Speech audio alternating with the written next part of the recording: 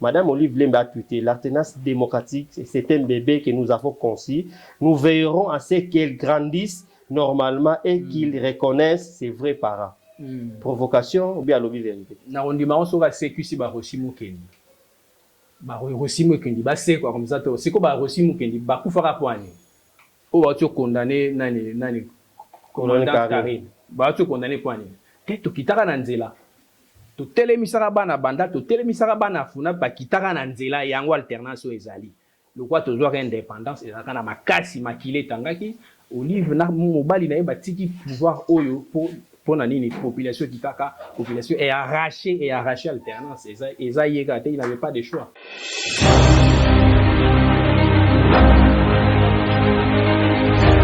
Vision en chef de l'État, c'est bon, mais chef de l'État a que signer la place à ministre Teto Eba.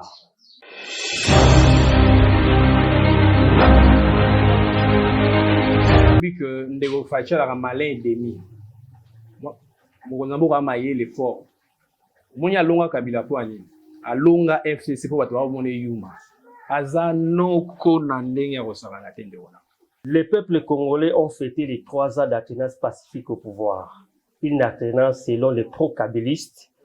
marque le décollage de la République démocratique du Congo vers les horizons démocratiques. Et grâce à leur leader Joseph Kabila, sénateur à vie aujourd'hui, les Congolais ont ouvert une nouvelle page d'histoire depuis l'indépendance.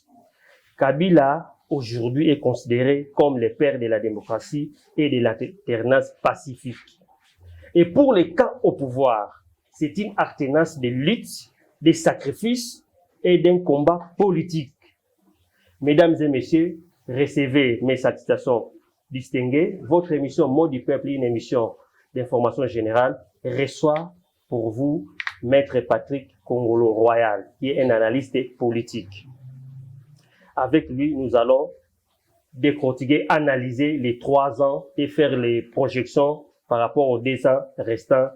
du président de la République. Maître,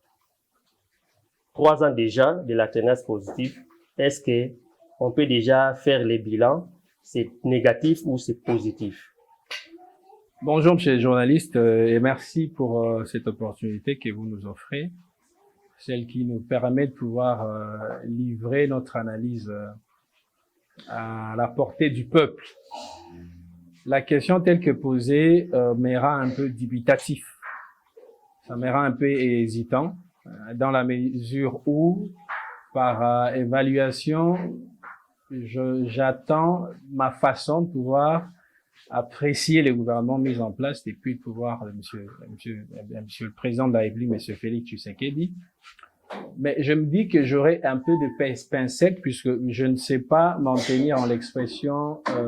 du résultat définitif puisque nous sommes en cours du mandat du président de la République. Pona ozongela o ndengo yebisingana loba mwa mingi lingala na koloba ete bilan na kosalaka mais na ozalaka mwa mona makbokoso pe stratégie ata na bale so babisala bilan mi-temps oki kosala mais mo pe il faut zana ba réserve pour na nini stratégie ya bale muso ata na box esalaka osali malembe na suka nde tokoyeba siko bilan ya solo donc bilan na biso osala eza na ba réserve. Bilan na lobaka bilan provisoire eza na malamu o ezali eza pe na mabe eza makambo ya malamu nga na loba eza que depuis bokonzi ya Félix tomoni mwa bandeko songolo pakala o bakangamaka bazonga na mboka bandeko Moïse Katumbi mwa état de droit o balobela na sens wana esala pande leo tomoni ba Frank Diongo leo tomoni banani ba firme ya ngambi babima eza malamu pona ba congolais nyonso pona biso tomona e batwana en tout cas bazaki na raison za libanda te tomoni nani soki major Marie oyo abomaki Rossi Mukendi wana eza ba sango ya malamu oyo congolais so sepana côté ya malamu c'est là que na obake na kotalaka mokonzi bende na mona on se dit que le président semble avoir de belles idées pour la République. Mais il s'ensuit malheureusement que entre la pensée du président de la République et la conversion de cette pensée en acte palpable matériel, il se pose un problème. problème wana pour ngana mona ezala mingi pour la président de la République eza pour entourage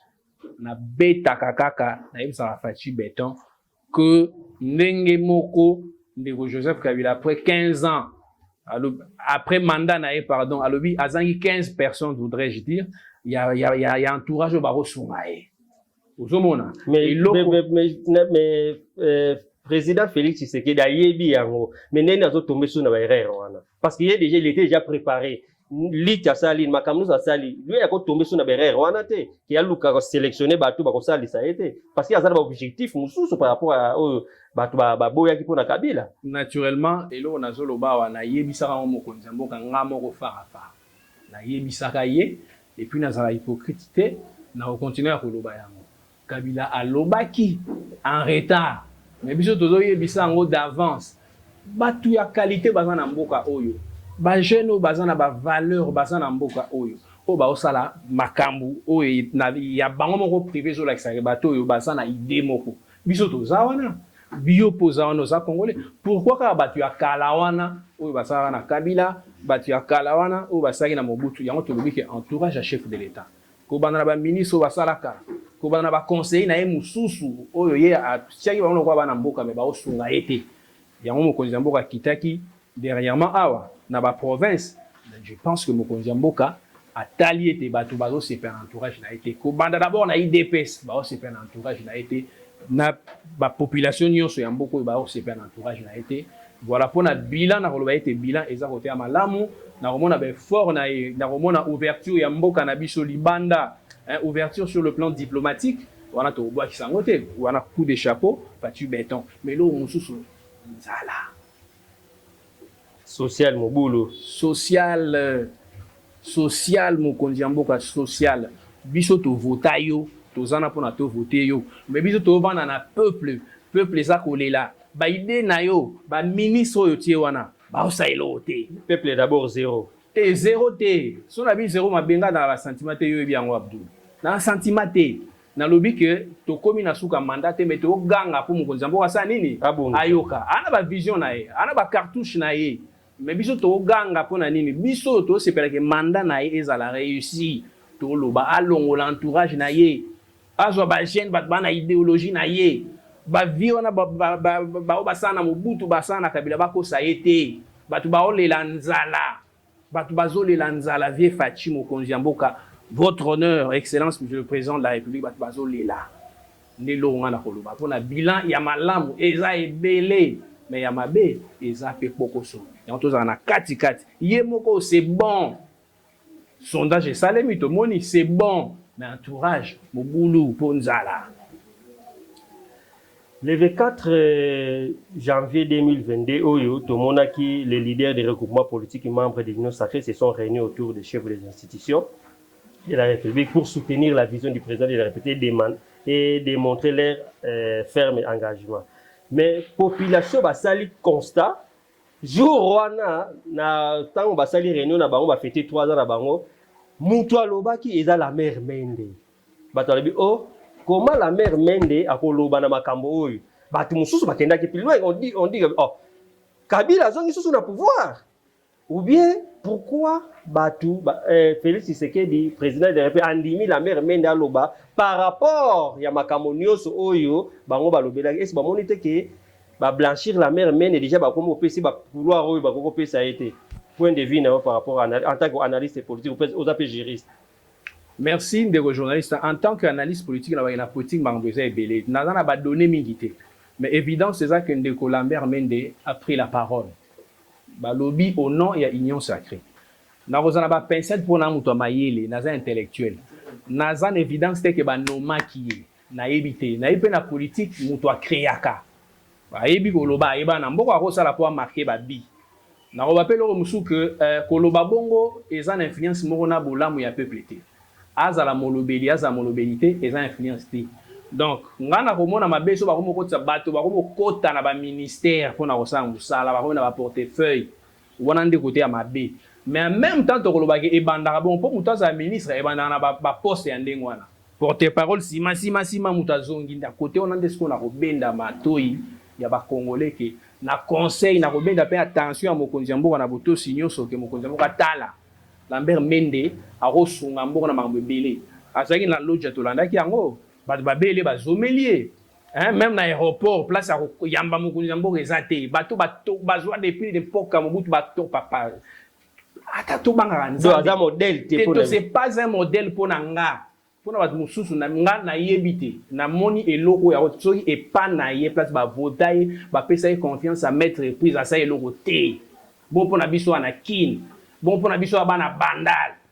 bon mpona Congo mobimba namoni ntina te mokonzi ya mboka pardon bakosa yo teke mpo bavote fo bato wana bazazaza na yo non so population emoni ke base retrouve bakovote donc Lambert Mende aza na droit na ye ya kosala yango mpo namoni mokanda te mais nakobeta mwa mbela mpo eza mpe stratégie na politique mpo moto omona sukasuka omonaka moto wana azongisu na nde longa nazobenda attention ya mokonzi ya mboka po ete kote wana image ekozala bien te basunga ye mais basunga ye nakozala kwa baconseiller libanda eloko mosusu esali ki quand Lambert Mende a fait les points à la presse il a fait les points à la presse alobaki boye Lambert Mende a annoncé l'adoption des calendriers de travail pour bien assurer l'avenir récit de cette plateforme Union Sacrée. Alors, Mutuna Matubalobi, Makambo Oyo Lambert Mende a annoncé, à ça là qu'on peut na FCC, mais souka FCC zakindengeni. Bango wana batumsu balobi kinde ba mimi Kabila na ba erreur lelo batuma koma ko yina Kabila. Est-ce que yo en tant que analyste politique et puis juriste omona ke Fachi na bato na kolonga na 2023 bon nga nayebi que ndeko Fachi la malin demi mokonzi mboka mayele fort moni alonga Kabila po ani alonga FCC po bato ba yuma aza noko na ndenge ya kosakana te ndeko na a malin demi bato wana il faut pas gérer bango wana nazongi siko na politique na mambi me batali politique bato wana eto yebisa bango te na boyi bino te balobaka te na politique ceux wana ndenge wana coup de chapeau Fachi Beton mokonzi ya mboka na asoka mayele ana ba plan na ye bato wana nyonso bana besoin bazonga to boyi te akopona ya malamu po bazali to kobenga ba kabiliste kaka te ba congolais pona ba o ba kozala ke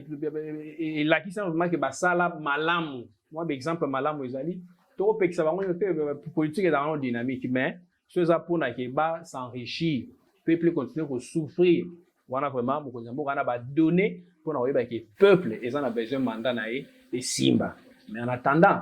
nzala eza kozala ba action asali tozo je pense que na 2022 oyo na makambo asala hi e obanda ko zongisa peuple za na mwa kimia mais to bela ra pona ko ba ete que peuple eza kozela point ni nzala eza moi trop na 3 ans ya IDPS batu ba remarquer que nyonso oyo IDPS a litaki depuis 1982 Dilelo yena comme ça là va constater nini IDPS na 3 ans seulement na pouvoir il se livre de façon ostensible aux violations des droits de l'homme au détournement des deniers publics à la eleki ata ya Kabila selon ndenge bato loba alors ne batu siko bakomi ko banga bisiko na déjà kaka etikali chef de l'état corruption kaka batu na yi batu mandelo ko kaka batu ne siko déjà etikali Tshisekedi akosala nini yo bozo loba ke nzala na 2 ans est-ce que 2 ans Tshisekedi akosala nini bon problème est que mboka obonga na 2 ans ça c'est vrai mboka passe bandi mwa kala mboka beba biso moko na noso na ba quartier a talanga na oto bongisa balabala na salite ka se ko banda mais so moni batu baka ba voisin bango bozo ba obwaka bazobwaka ba salite wana donc mentalité ya biso moko d'abord yango ça problème Tshisekedi ya koya kosala oyaye et puis place à ressources mais na koloba siko ezande nini ko comparer ndeko Félix na ndeko Kabila ezamwa pasi kwa nini au so na beti mbata siko na muta beti mbata lobi o ina muta lobi kolega muta mbata le pom nini pasi so esili olanda pasi yo asika e banda na biso te banda na bana Israël ba mona pasi en tant que ba esclave mais tant Moïse ya bimisi bango ba moni mona pasi ya lelo ndezo so pasi ya lobe swaki yamba robosa mpa Kabila sa mpe mo mabe papa nga na moni ba rosi mukendi te ya lelo na moni ba fidèle bazana te Les longs à mais preuve pesante que Kabila ndi atinde ke baboma bango. Preuve pesante les gens disent seulement. Yo makambo yo salema na régime. Makambo yo lo ba wana pe. Na moni pe décision tribunal mo côté o ba yiba. O ba o sala. Na tiko mona pe preuve des autres pour preuve on est misana biso na kindoki nanga. Donc na tiko mona pe preuve te. Mais eloko ezande ke makambo zo salema na kati ya régime. O salema na ya Kabila. Preuve ezala emona na tete o makambo yo ezako salema. Pour preuve wana ko makambo judiciaire. À toi tout ça ba analyse politique. Na moni ba rosi mukendi te, na moni ba koteli ba sango te, ba bwaki ba bombe na kati, ba bwaki ba grenade na kati ya église te, na moni ba posa ba kimité. Mais eza façon ko lobete ba ngima ka sani ebo ebonga. Wana d'accord, mais ko comparer Félix d'habitude ma beni na ngwa sa ineti oya ndeko kabia non. Non, je pense que te mais il y a le baté que po ya sala te bato bazolo baga ke liti na ye parce que bato bakanisa ke tango fatia kozana pouvoir na IDPS ndenge banda ko loba makamoni zo nokomona ke eloko tele komo mat parce babelela ki ye papa lobaki le peuple d'abord mais oh biso to population bako mona les ventres d'abord on va signer wana ke ndé bato bazolo batete te singa za maya munoko ngane mudamani makambo anzala nga naza objectif papa na boinde balo bateke elekine te naza objectif na binzala biso va na population to vandi na population ngaza promoteur à l'école naza opérateur social na vandi na banda lawa na okonzawa na banda na yebi makambo eza ko salema na yebi ke pasi moi bokoso eza ko zala wa eza ba congolais mais na yebi ete pasi wana bandi yote bandi moi kala solution ezaka na ndeko Félix ça va ko salo ya ye solution nini yo ngo projeter et quoi ça s'appelle des présidents de la République solution on ngana do pesa ndeko Fachi Béton eza solution na yebisa ki en face na bi entourage na ye ezali mabe batu mingi baza malgré ba compétence na bango ba se lokote misusu pe ba osala pe ba yebi eloko te mais vision ya chef de l'État c'est bon vision ya chef de l'État est bon. Mais chef de l'État a que signer la place à ministre Tétoiba. Chef de l'État a que signer la place à chef de quartier T. Donc mon conseil moi peut payer ba rosa la entourage na o ba okende ba concrétiser vision na entourage les entourage mon tito. Il y a un côté malamu tolobi, côté mabe tolobi. Président de la République 2019 après Kaka serment à Jiraka devant Dieu et la nation d'observer et de défendre la constitution et les lois de la République, tout en maintenant l'indépendance et l'intégrité des territoires de la République. Est-ce que le président promet Souana Kokisi Yango? Parce que violation na S bitumba ezakaka. Ko changer ba membre de la constitution kakaye, ko violer ba constitution o ba bazo lobela yo za juriste kakaye, bazo ba président respecter la constitution. Est-ce que promet Souana à tenir yango? Yo za juriste zala vraiment sembo na côté wana. Donc il a sembo. Ouais. So il a kosa ote photo ke na ba kamoko particulier. Watu na ba génération a violé la constitution article nini na kanini wana précis point de vue. Ko changer na nos majorité ou eza été. Majorité la yana. Eza été majorité za la ki ande ko Kabila, yesu ba basila yango. Majorité les na personnalité juridique té. Et là on voit avec FCC. Cache pe eza na personnalité juridique. Ils ont existé té. Ba existé eza. Mais azota travailler kaka pona yango. Eza kaka ko violer. Na bi parti politique ou bien regroupement politique et ko pona côté nini azana opposition sur la majorité. Donc la liberté mon public. On comprend ndenge bango bazo pesa ba personnalité juridique na ba babani na bango te ba plateforme politique na bango te ezoti a liberté. Donc bato congolais biso to sanga ndeke oza FCC oza la cache oza so na nyime bo si elande peuple. Mutu azate. So Lambert Mende les lois c'est lui peut tomber tele mabo. Na oboya yeke ba pesa ministère wana ya média o ya lugana zo boya. So ko komela mokonzi mbongo na ko komela ke ba pesa yango te. Et biso ba jeune to boyang po ba sayelo roté ban exemple on va opesa biso te atonga école te atonga hôpital te bango nyoso ba sayelo roté donc alors mais c'est chef de l'état ou à l'appel qui ndé lo ke ako kambamboka insécurité na est chaque jour bazo boma makambo nyonso oya lobaki ezo sala mate yango nde pe ba komo lo mais papa qu'est-ce que tu es en train de faire te so binyoso sala mate wana nga na boyi na lobi ya oyo sala ma bien eza abi oya mabe eza lelo to moni ba rwandais ba police rwandaise ba police ça dépend de là où ça to évaluer to ba donner ou ba donner sécuritaire ça dépend de là où ba ça so résultat on a souka ko eza na ba donner musubiso za na ngote chef de l'état eza na ngo eza maka musu ba loba on a publicité asa ebebe à côté ayebelo ça to pesi confiance mais tozo ganga rapé en attendant moi patience mais tozo ganga rapé na nini ela musaka ende musana biso to soutenir mais tozo la musique autant mabe to lo baka mais to condamner aveuglement total na suka même babalobi état d'urgence en yo ka c'est ça le malelo makambo est sono bi obi ke baba généraux ba vivre misu ba na quatre système on a ko ba ça demande un temps mais biso to ki ba kufi to temi to mo ko ba kufi pour epesa sur ma kasi epesa un pifu mais to condamner politique na été pour ba donner musu ya za na ngwa yebi makambo ça na mboka na soko yebi na yebi bien ko landa ki discours dadi à président sortant Joseph Kabila na par rapport à ba paragraphe né à lobaki que prédécesseur na asa la confiance na impérialiste était parce que bango baya kaka kozwa ba intérêt na bango baki par intérêt ya ba na mboka te mais biso to mona ke tango fachi azui pouvoir première des choses ba voyage bandi akende gauche azonga à droite akende gauche azonga à droite ba promesse kili tilelo kongola comme lo baka fachi muta ba promesse à réaliser gâté est-ce que le fait ya tout ça qui conseil ya prédécesseur na to monte blocage wana ya onde lilo azomona parce que Kabila pe azaki blocage wana ti akenda ko signer na ba chinois na ba privé est-ce que pourquoi landi conseil wana ti bon ko sala na ba impérialiste pour na ngeza net so li contrat mo facilité bango ou boy ba africain ba so linga ba mindeli ba sala wana ngana ba so bi voyage ba donner zo la kaka te ezana ndenge ke ya ondimi makambo impérialiste ba osera mutako ça fait voyage pour na ba ya koluka ba partenaire ya koluka ba mais yo mo lobi que diplomatie lelo c'est bon o diplomatie on sala ngo c'est bon na wana kaka na ba tuana ba boma ko diplomatie ekozala kana o kaka kona webiso elo na Afrique oko diriger teso so na ba tuana te coup d'état ya kasa ya Mobutu bango kande ba sala kia ozo comprendre Lumumba kufaki ezaka baonde basalaki Mobutu aji pouvoir Kabila aji pouvoir bango karande bandimaki ke ebima na Kabila le fait donc quelque part na mitan oro ya te ba obomayo donc il faut sona ba mais na kati wan esprit oyebi ke il faut na trahir mboka te donc on doit observer un temps pour na makambo osala na suka to évoluer na suka mandat mais surtout moni ke ilongo ngo salite to ba kende Kabila dai na raison mais so ka osala ngo pour ayebi ke e ouvrir mboka na biso ba sanction sous ba pesa sur le plan économique elongwa ba sanction ya kosomba masasi oyo to kwa kosomba sur masasi elongwa so to bonyango eza bien so ka porter message ya biso ya mboka na biso ko ngone ba agression esalema na mboka oyo Rwanda Uganda eza bien mais so asala ngote to ko encourager ngote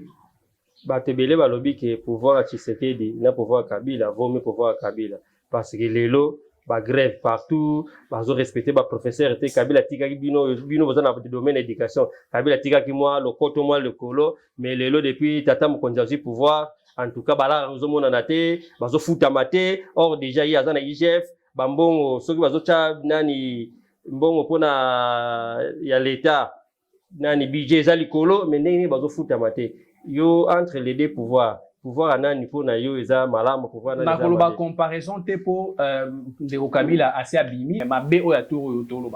ba professeur ya université na ba mboko eza respecté ba professeur ya université de balanda so ke na peneti Japon omona ba professeur ya université ba futa bango le kata ba ministre même mboko na biso pourquoi ba futa ba professeur te eza ma be zo pesa soni makasi bo landa côté éducation de osala ke jeunesse ya lobby et tonga mboka ko. Nous tendons vers la fin de cette émission et là comme sous yo na ebité parce que batebele ba bengi ngo provocation batebele yo kopesa réaction na yo madame Olive Lemba a tweeté l'alternance démocratique c'est un bébé que nous avons conçu nous veillerons à ce qu'il grandisse normalement et qu'il reconnaisse ses vrais parents. Provocation ou bien lobby vérité na ondima on soka sécusi ba Rosimo Kendi ba Rosimo Kendi ba c'est quoi comme ça to c'est ko ba Rosimo Kendi ba kufaka poani ou va-tu condamner nani commandant Karine va-tu condamner quoi ni teto kitaka na nzela to telemisaka bana banda to telemisaka bana funa ba kitaka na nzela yango alternance ezali le quoi to zoa indépendance ezaka na makasi makile tangaki Olive na mobali na yeba tiki pouvoir oyo pour na nini population kitaka population est arrachée alternance eza yeka te il n'avait pas de choix la nébuleuse machine du président est constitué de 85% des kabilistes.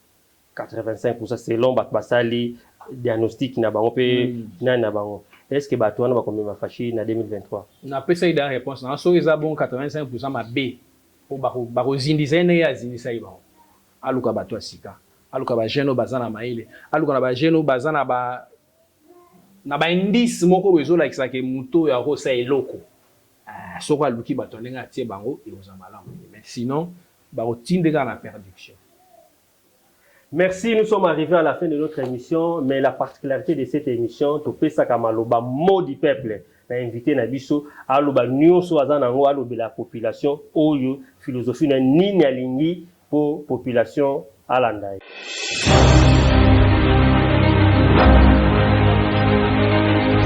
Population ngana olobaka que ezani moni ba politicien ba manipula ka biso makasi. Lelo yo ko défendre mutu tel mais soit comme na pouvoir, bango ba la bénémité. Mais peuple là se prendre en charge yemo. Peuple là na ba initiative na yemo na cadre de la société civile. Je pense que le peuple a la muka. Muko to ça la marche pour nzala. Muko to ça la marche pour mapa et matitalo. Muko to ça la marche pour Thomson et mon na terre sans que ba politicien ba ya sima na biso. Je pense que muko na Congo vous a délivré. Vous voyez là on a relevé la population. Merci beaucoup, nous sommes arrivés à la fin de cette émission. Merci d'avoir soutenir Biso. Soki bolingi pour les canaux émission, il y a toujours un numéro qui est affiché là-bas à l'écran Nabino. Merci beaucoup na PDG à Salama Télévision, honorable Moussa Mondo. Merci beaucoup na Badi Fashion, na ndenge azobunda kolati sabiso. Merci beaucoup na batunyoso oyo bazo soutenir Biso de loin et de près. Merci beaucoup na Aigle royal ndé azana sima dilili oyo yaloba toujours c'est un aigle royal qui ne vole pas avec des petits oiseaux. Malgré to komina collègue na peu mususu aigle royal mususu yaya aigle royal. Merci beaucoup. Likez, partagez, abonnez-vous massivement sur votre chaîne YouTube Abdul Connexion TV. Merci et à la prochaine.